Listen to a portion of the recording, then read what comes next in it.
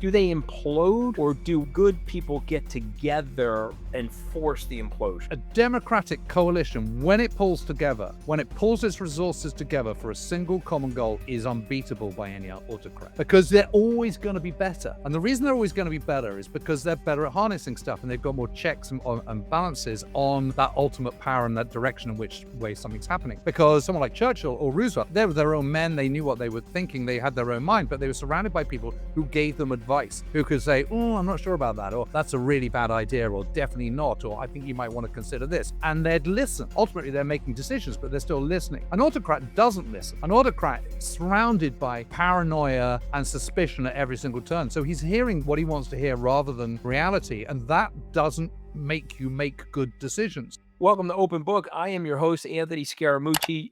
Joining me now, my favorite historian. How about that, James Holland? My favorite historian. Stop it. Because, you know, I'm a big World War II buff, and I've read just about everything. I have a whole column of James Holland books, but the one we're going to talk about today, best-selling author and historian, the one we're going to talk about today is Victory 45. It's the 80th anniversary of VE Day, the end of the war in 8 surrenders. What a great book. You know what, James, I will say this about you. You know, I'm a history buff, so I think I know everything. I'm a little bit smug about it. But every time I read one of your books, I learn something that I didn't know. So I want to applaud you for that. And well, thank you. And by the way, we're both part of the Goalhanger family. See that? So we Yes, can't we get. are. You're stuck with me, James. There's an unconditionality to family, as you know. So you have no choice to be with me. But it's like joining in a kind of an Italian family, isn't it? Yeah, exactly. You got to take all sat around the kind of proverbial table. Yes, you got to take all wine, the eating dysfunction. kind of beautiful food. Yep. You got to take all the bombast and all the dysfunction, but you have to stay in love. Okay, so do you think Tony is the mother? He could have. He's a maternal. He has some maternal instinct. I think Caddy would be in disagreement with me on that, but that's what makes our podcast a good podcast. But I want to talk about love for a second, because where does this love of history, and for those of you that are listening, James is sitting there in front of this amazing bookshelf that I want to take a picture of, and I recognize a lot of those books that they're actually on my bookshelf. But where does this love of history come from? Well, I think it was as a child. My big bro is Tom, who's also part of the Goalhanger staple, and co-hosts Rest is History with Dominic, of course. And he's 2.5 years older than me, and he kind of sort of bossed the kind of fraternal thing a bit when we were kids, and we had loads of little ladybird books on kind of Nelson, or we had a great one on the Bighorn, the Battle of the Little Bighorn. Had a kind of sort of picture of Custer in his buckskins on the front, kind of shooting his pistol, surrounded by Native Americans, and about to go down. So it was all kind of sort of part of growing up, really. And when we went on vacation, we didn't go to exotic ski holidays or anything like that. We went to Hadrian's Wall, or we did the castles of the Welsh marches or something like that. So it would kind of, it was just kind of in the blood a bit. And then I studied a lot of history at high school. And then I went to university and I studied, just like a single bachelor's degree in history as well. So, it's kind of there right from the word go. Well, I mean, this, to me, you are a inspiration and a role model, because I tell my kids, you got to do something you love. Because if you do something you love, you're never working. Okay. And I find your love of history and your insatiable curiosity infectious. And I love hanging out with you for that reason. And I've learned a lot. Well, thank you. I've learned a lot about World War II from this book, because you took a different angle than most historians. Of course, you wrote it with your podcast co-host, Al Murray, who you and I have had the great opportunity to be on your podcast, which I'm grateful for. But you take us. Well, you were fantastic on that. Thanks for coming on. Well, listen, it's a great joy. Well, we're mutual fans of Truman and Co., aren't we? And Roosevelt and FDR. Yeah, I want to talk about that era. I want to talk about this because these were exceptional people. They were less focused on their own aggrandizement and more focused on what the hell was going to go on for the world. Yeah, and I also think that, I'll just say this to you, they got a lot right. They got a lot right, and they did a lot of things that made our world, the one you and I were born into, in the 1950s and 60s. They made our world a better world. But you talk about 8 surrenders, which is interesting because, we learn about it as a one single VE day. But tell us why you chose 8 surrenders. What was the thought there?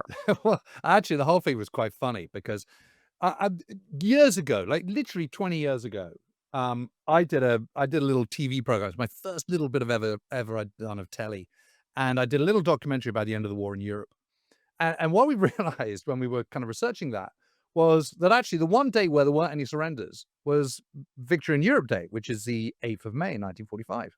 The surrender actually happened kind of in the early hours of the 7th of May, and then it was kind of signed off with the Russians, the Soviet Union, in the early hours of the 9th of May. But actually, nothing happened on the 8th. And I always thought that was kind of curious. And then you sort of think, well, okay, so if the Allies laid down in January 1943 at the Casablanca Conference, if FDR, President Roosevelt, comes up and suddenly announces to the world's press that the only unconditional surrender is going to do, then when is the first unconditional surrender? And the first unconditional surrender is in Italy. Well, actually, strictly speaking, it's Italy, but they don't really realize they've signed up to unconditional surrender because there's kind of short terms and long terms, and that's back in September 1943. But to end the actual war, the first unconditional surrender is in Italy on the 2nd of May. Comes into being on the 2nd of May, and then you've got the huge number of German troops surrendering to 𝗕𝗺𝗵𝗺𝗵𝗺𝗺, British commander in northern Germany. On the afternoon of the 4th of May, coming into being on the 5th of May. By the way, also you've got the surrender of Berlin to the Red Army on the 2nd of May. Then you've got the surrender of German forces in Bavaria and Austria to 6th Army Group. Everyone forgets them. On the 5th of May. So suddenly it's quite a lot. And then you've got 2 for Japan, because you've got actually the kind of, okay, we're going to throw in the towel on the 15th of August, but then you've got the actual surrender ceremony on the USS Missouri in Tokyo Bay on the 2nd of September. So we originally thought, well, we'll do 6, and then we totted it up and realized we miscounted because we're rubbish at math, and then realized there was 8. So that's why it's the surrender in 8 surrenders. I don't know if you've had the chance to be on the USS Missouri, but when I went to Hawaii, I took my wife to Hawaii. I said, I'm sorry, we got to stop at the Pearl Harbor Memorial, and I had to go to the USS Missouri. And of course, I stood on the deck where the signing was, and they've got have you been to this? Have you seen this? I haven't. It's absolutely on my massive to-do list, which is to go to But I do insist, if you make it to Hawaii, stop in Honolulu and go visit this war memorial. But what always impressed me about it is the ship. We see it as this massive magisterial thing, but it's actually quite small. And when you think about what happened on the ship and the significance of the ship, and of course, whatever the peccadillos were of General MacArthur, and the vanity of him and some of the foibles of him, the Japanese government still has lots of elements of the Constitution that he put in place in the 1940s, in 1945 and 6 and 7. And he had a lot of respect for that culture, which has led to a great long-term legacy of success for the country in the post-World War II era. So it's just phenomenal vectors that come off all of these surrenders. I want to go to Karl Wolff, who's the SS general, who is obviously famous in your book for art theft. He's famous for money laundering. He's also smooth as glass, by the way. Yeah. This guy is a really smooth operator. Yeah, he's charming. This part of your book, he's kind of likes the ladies. 100%. And this reads like a fiction thriller. So tell us about Karl Wolff, and tell us about him at the end of the Second World War. Well, he's an absolute SOB. I just want to kind of put that right down there now. He's an evil Nazi bastard, and he should have had it coming. But he also happens to be a kind of credit where credit's due. He's an incredible manipulator. He's an incredible political operator. And he is number 2, joint number 2, because this is the way the Nazis do things. They never have kind of single standouts, because the only standout can be Hitler. So everyone else is on some kind of sort of warped parallel command structure. And this is how it works all the way down. So you have Himmler, who is head of the SS, but under him are 2 equal standing subordinate SS guys, Karl Wolff and Ernst Kaltenbrunner. And they hate each other's guts, as is the way with this kind of setup, because everyone's constantly pitched against each other.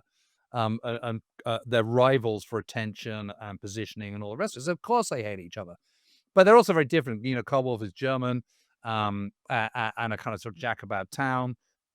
Kaltenbrunner is a Viennese lawyer and kind of, you know, slightly humorless, and he's kind of 6'6" or 6'5" or something, and got dueling scars and all the rest of it. But Karl Wolff has mildly disgraced himself by being morally corrupt, and he's morally corrupt in the Nazi state by divorcing his wife. I mean, can you imagine the Nazi regime anything quite as awful as divorce? I mean, really.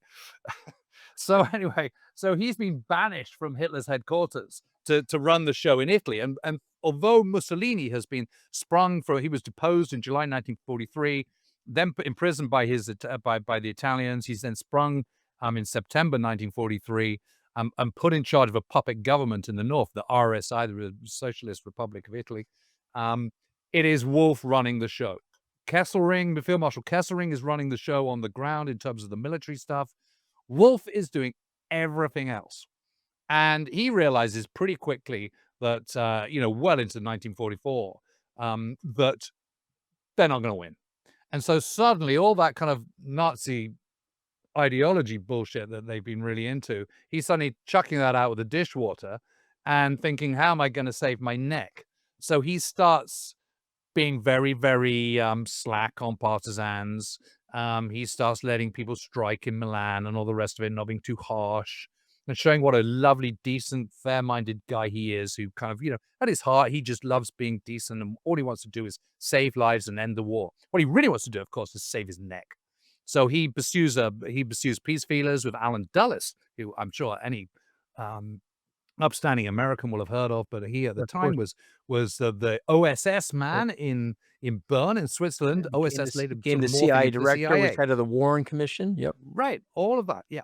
So he's not he's in the middle of his career, but he hasn't reached the dizzy heights he's going to reach. But he's still the main man. He's the same main US guy in Switzerland, and Wolff actually does, again, credit where credit's due, put his neck on the line. He does some pretty brave stuff and stuff that's very, very high risk. But he also puts up various kind of sort of insurance policies, such as stealing all Italy's art treasures and keeping them for safekeeping. I mean, you understand, what he's going to do is he's going to keep them from Hitler, but he's also going to keep them as a bargaining chip as well.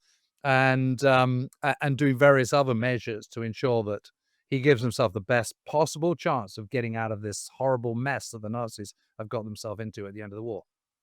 It's just the most ridiculous story. And you're right about Hollywood. I always could imagine sort of Quentin Tarantino making a film about this. Yeah.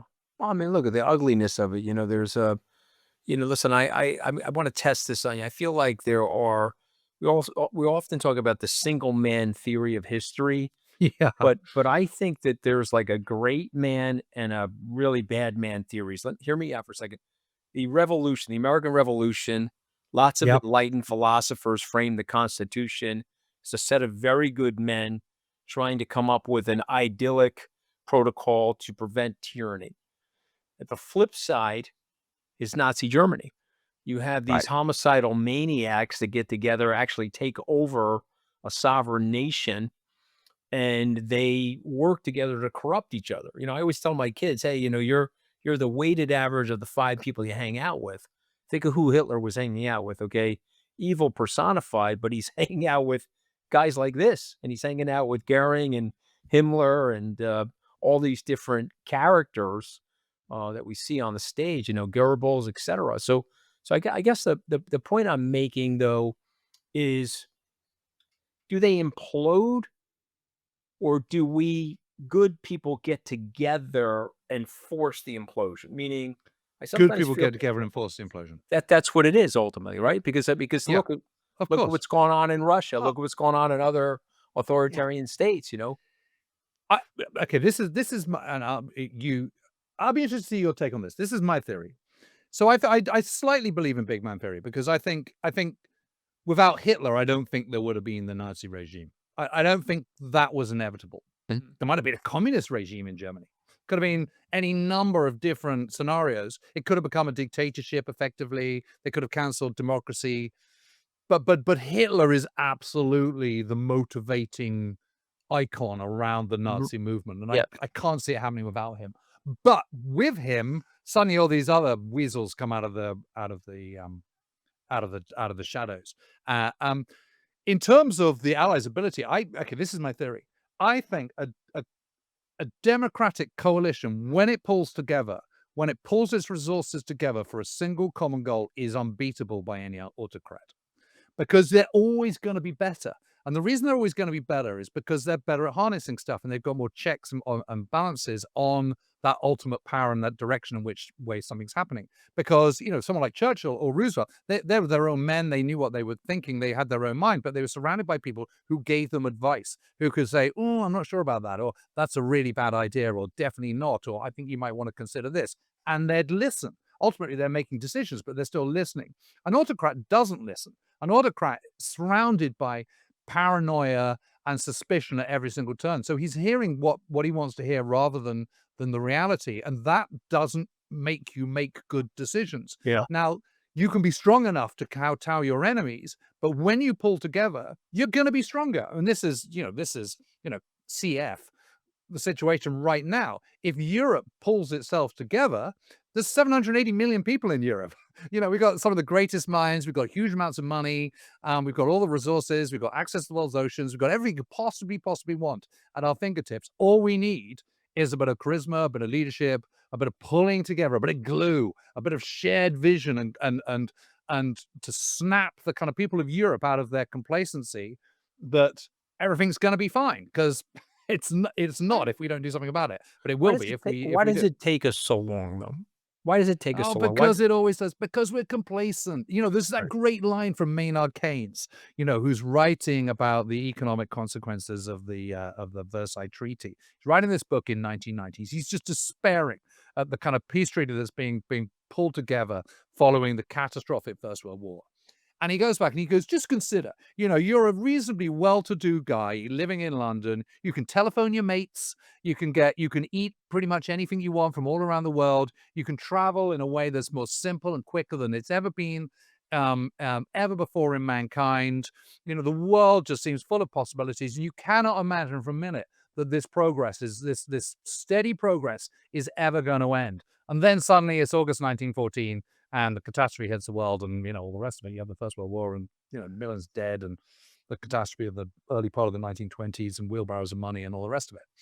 And that's the point. You know, we have reached that point now where we're just being a bit complacent. You know, we're taking things for granted. We're feeling entitled. You know, we're in the West. We can do what we like. You know, all we're worried about is sort of what's going on reality TV shows, and, you know, what the next blockbuster set is going to be on Netflix and stuff, and, you know, who's trending on TikTok, rather than kind of looking that bigger world around us, which is actually starting to corrupt in a very, very bad way. You know, wake up, everybody. You know, that's the bottom line. I think it's so well said, you know, and it stumps me, you know. And I remember, we had Nazi sympathizers in the United States, Nazi sympathizers in the UK, and yet people get around her. I mean, we both remember Ambassador Joe Kennedy. Yeah. And What a scallywag he was. yeah, I mean, we remember. I mean, he was literally. I mean, it's surprising to me, given what Joe Kennedy did, that it didn't cost his son Jack Kennedy that election. Do you know what I mean? Amazing. Yeah, Well, surprising. and he's cut from a different kind of sort of cloth, isn't it? Because I've just been re-looking at his inauguration speech in 1960, and what does he say? He says, "Don't think what America can do for me. Think what you can do for America. And citizens of the world, don't think what America can do for you. Think what you can do for the world." There you go. That's the mantra that everyone needs to get a grip of right now. Right. You know, we need to move out of our selfish, but I mean, isolationist bubble, the looking just in irony, front of our nose, and, you know, and see the bigger picture. the irony is that Churchill despised his father, but Jack Kennedy loved Winston Churchill. You know, he took a lot of those ideas from Yeah. Churchill's speeches, right? I mean, Yeah. about, Yeah. you know, the world. You remember in Churchill's theories about the United States of Europe and unifying Europe and so forth. I want to go to something in the book that really struck me. I mean, it's so many striking stories, but I want to talk about Alan Moskin. He's a Oh, private, yeah. of course, from New Jersey. I'm going to mispronounce this because I'm a Italian from Long Island, so forgive me, but he stumbles into 𝗕𝗁𝘁𝗵𝘁𝗵, I guess it's called. 𝗕𝗁𝘁𝗵𝗃. Yeah. 𝗕𝗁𝘁𝗵. What is this camp? Tell us about this, and how important was it for you to pick some ordinary soldiers in this story? Because Yeah. I thought that was a brilliant part of this story because, my Oh, I'm so glad. uncles, sir, were ordinary Yeah. soldiers, and they Yeah. saw atrocities that they never liked to talk about. But tell us about this private, this young man. Yeah, well, the whole thing came about because Al and I were discussing how you can't do a book about the end of the war and not confront the Holocaust and the camps and all the rest of the liberation of the camps. And like all these things in the Second World War, there's the kind of the key names, aren't there? The kind of star names, Dachau, Belsen, Auschwitz, obviously, and so on. Ravensbrück. These are the names that people most people who know anything about the Second World War, know anything about the Holocaust, have heard of those names. No one's heard of 𝗕𝗁𝘁𝗵. No one. And the point is this, that what we wanted to show was, rather than trying to kind of cover the whole thing, we wanted to illustrate the liberation of the camps through the eyes of one victim and one liberator. And we wanted them to have a connection. So we didn't want the liberator to be at a different camp. We wanted them to be at the same camp. We wanted it to be one of the forgotten camps. So all these main camps had, like Mauthausen or whatever, had satellite camps, and 𝗕𝗁𝘁𝗵 was a satellite camp. And all of them were horrific. I mean, particularly by May 1945, because Germany's run out of food, run out of supplies, and the last people to get looked after are your slave labor, of course. So we also, then after I thought, wouldn't it be interesting to have an American who was not from, a superstar division. The big ones are the 3rd Infantry Division, which had more days of combat than any other, had 𝗕𝗵𝗼𝗻𝗃 in it, the most decorated US serviceman of World War II, or the big red one, the 1st Infantry Division that landed on Omaha Beach, whatever it might be. All the 2nd Armored Division, hell on wheels. We don't want the kind of the celebrity divisions. I wanted a forgotten division no one's ever heard of. So we chose the 71st because they only arrived in Europe in February 1945, for goodness sake. And my guy, Alan Moskin, only comes into action in March, but that doesn't belittle his experiences. Those kind of 3 months of combat that he sees are absolutely awful. That's enough to keep you going for a lifetime times 10, frankly, what he saw. So we wanted a division that wasn't well known, and I also wanted a Jewish American soldier. So suddenly there's this guy from New Jersey, who's a Jew, who's in an unknown, he's an unknown bloke. He's just one of the hundreds of thousands, one of the millions in uniform, who just ends up being in this place at this particular moment. And he comes in contact with a Hungarian Jew called Hugo Gryn, who, by a miracle, has managed to survive, Auschwitz and the Hungarian roundups and unspeakable privations and hardships and cruelty, and makes it through. And so there was a kind of beautiful bit of synergy there that when so basically I thought about an unknown camp, then I found Hugo Gryn. Then I thought, okay, well, I want to find someone from the 71st. So I started researching the 71st Infantry Division because they liberated it. And then I just found bingo. I found Alan Moskin, and, the fact that he was Jewish was just perfect. And sometimes, when you're researching, these little bits of jigsaw just slot together just absolutely beautifully. It was like they were all kind of sort of made for one another. And as a storyteller that you've hit gold. And I think because all those three, the camp and the division and the liberator and the liberated are all completely unknown, I think it's much more powerful as a result. Yeah, listen, it's an amazing part of this story, and and I know I've told you about my uncles and their Yeah. assault on Normandy Beach. Also, one of my uncles fought. Two of my uncles actually fought in the Battle of the Bulge, and Wow. they were common infantrymen. And my cousin actually took his GI suit and had it dry cleaned recently. He has it hung up in his store. How amazing. And I just think about these men. I mean, they were, running their lives, ordinary people. They got thrust Answering into the the call. war. Yeah, and also to see the horror, I mean, and by the way, we don't talk about it, James, but Joseph Stalin had high levels of horror going on as well, but we referred to him because he was one of our allies, frankly, as Uncle Joe. But I mean, he killed Yep. millions of people. He was Yeah, he treacherous was. and in many ways was Hitler-like, but we don't see him in the same way. Yeah, I mean, I most certainly do. I've just been sanctioned by the Russians this last week Oh, is that right? for yeah, for speaking out against them. I mean, not only were they cruel and corrupt, they were just unspeakably profligate with people's lives. I mean, it's interesting, but you think about the kind of final battle for Berlin. It starts on the 16th of April, finishes on the 2nd of May with the defeat of surrender of Berlin. In that time, the Red Army, which is totally overwhelming compared to the pretty feeble German defenses, which is, yes, there's a handful of old hands and old Wehrmacht veterans and Waffen SS types, but the vast majority are kind of teenage boys and old men. The Red Army loses 800,000 casualties in that time, a little over 2 weeks. I mean, what the heck? What are you doing? How can you be that bad that you're in your generalship? I'm not complaining about the They're individual doing it again soldiers in who the are Ukraine, very brave. though, aren't Yeah, they? right.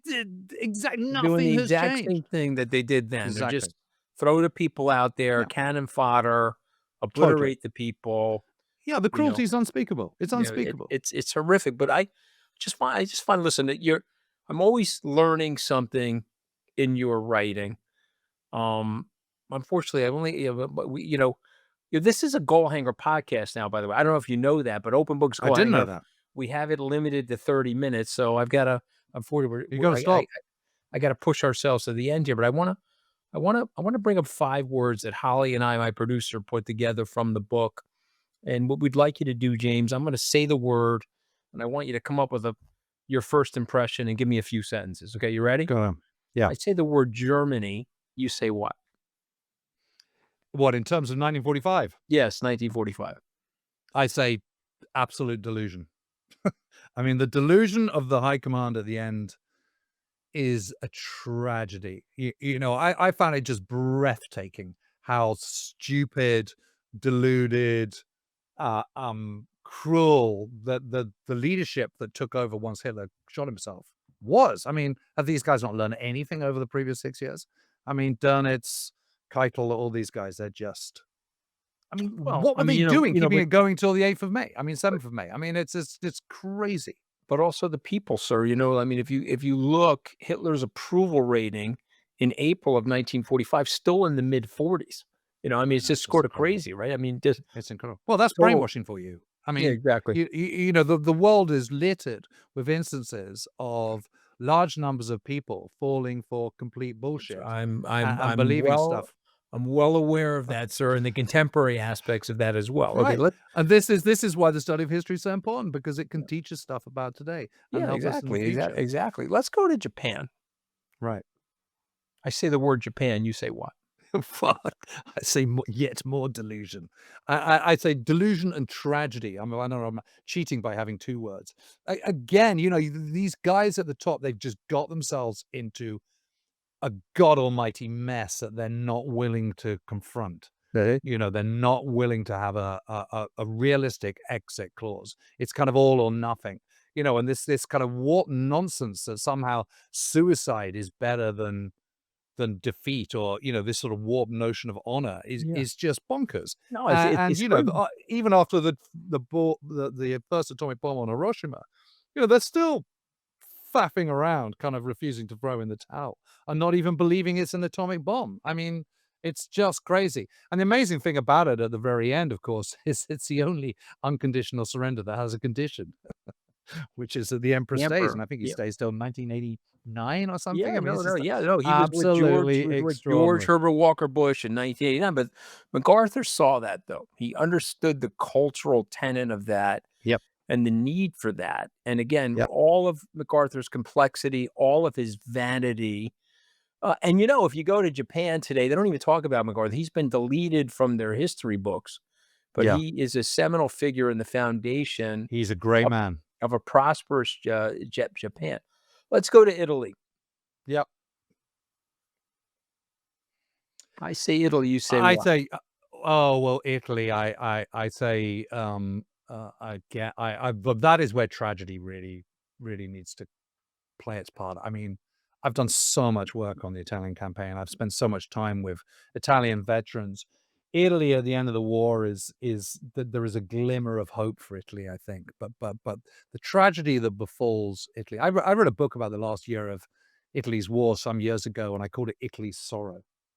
And it's this place of the birthplace of the Renaissance. It's this place of high culture, this place of incredible history, of incredible landscape beauty, of incredible urban construction. Ponte Vecchio in Florence, or St. Peter's in Rome, or the cathedral, the Duomo in Milan. I mean, this is stuff that and opera and Puccini and let's face it, Ferrari too.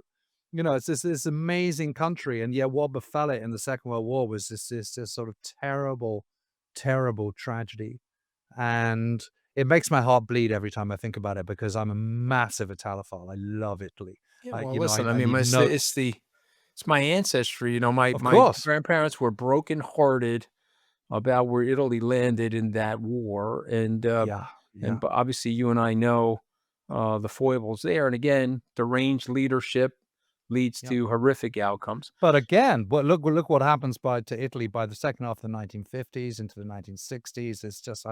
It's had its second renaissance, and it's kind of emerged as this really pretty well functioning modern state Yep. where Got a it's kind of GDP returned to larger than its Russia. heritage. Yeah. Yeah, yeah, right. And today, I know it has its shortcomings, but it's still just a fabulous, fabulous place to be. Yeah, And no you know, question. you know which city has the lowest suicide rate in the whole of Europe? Is You, Naples, yeah, which also coincidentally is the heaviest populated. I was gonna say Naples, because my family's from there, and let me tell you something, we're all crazy, but we Yeah, do love life. You know what I mean? yeah, There's a right. sense of love of life and a La respect for vita è life. bella. Exactly. So, all right, two last words. Surrender. I say the word surrender, James Holland. What do you say? Victory for the Allies. And what about victory? Well, actually, I mean, I'm actually doing a book, right, a small kind of a small polemic about this right now, about that post-world view. There was two views. There was the cruel and corrupt one, which was behind the Iron Curtain, or there was the one that had first been kind of put forward by Wilson and his utopian dream in 1918, and which was picked up, the baton which was picked up and evolved by Roosevelt and delivered by Truman. And it's the one that's lasted 80 years, pretty much, and brought peace and prosperity to the developed world and the developed democracies in the Western world. And you and I have grown up in that world and are better people and happier people as a Amazing, result an of that. amazingly blessed beneficiary of that world, which is why, I look That's back what on that. victory means to me. I look back on that era, and I look back on the bravery of my grandparents who arrived here in America, and my life. And I say this very humbly, James, my life could have never happened without the political leadership or even the courageous leadership of my immigrant grandparents, who literally came here with nothing, but had this wildly unconditional love affair with the country. My grandmother was so proud that her two sons went to war for America. Just to think about the time, she prayed for them, she prayed for their safety. And thankfully, one came back wounded, but okay. And obviously one survived the war, but unwounded, but both psychologically traumatized. But the point being, it was just this unconditional love affair with the country. And I grew up with that. I grew up with that spirit, and also the intellectual curiosity to understand what happened, which is why I so enjoy my relationship with you and love your books. So the title of this book is Victory 45, The End of the War and Eight Surrenders. It's written by James Holland and his podcast co-host. We Have Ways to Make You Talk, podcast, co-host Al Murray. But thank you so much for joining us on Open Book today. And James, you can't get rid of me, James. So Oh, thank you, Anthony. I'm gonna Listen, be in your it's life, been brother. I'm it, gonna be it's in been your life. it's been such a pleasure. Thank you for having me on. I really appreciate it.